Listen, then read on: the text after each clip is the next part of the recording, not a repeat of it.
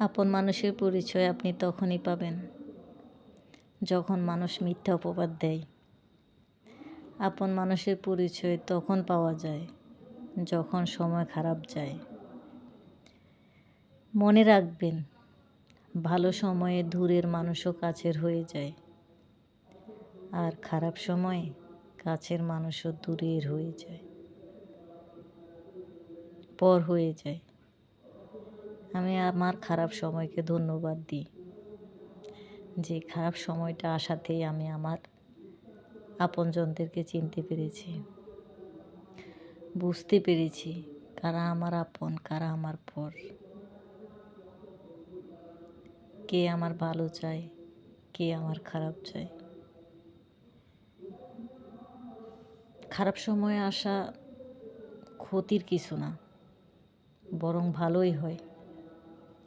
মানুষ চিনতে পারা যায়। খারাপ সময় না আসলে তো আপনি মানুষ চিনতে পারতেন না। এখন তো সবাই আপনার পর, সবাই আপনার কাছে ভালো, কিন্তু আপনার খারাপ সময়টা আসুক, তখনই বুঝতে পারবেন কে ভালো আর কে খারাপ। তাই খারাপ সময় আসলে মন খারাপ করবেন না। এটাও আল্লাহর একটা পরীক্ষা।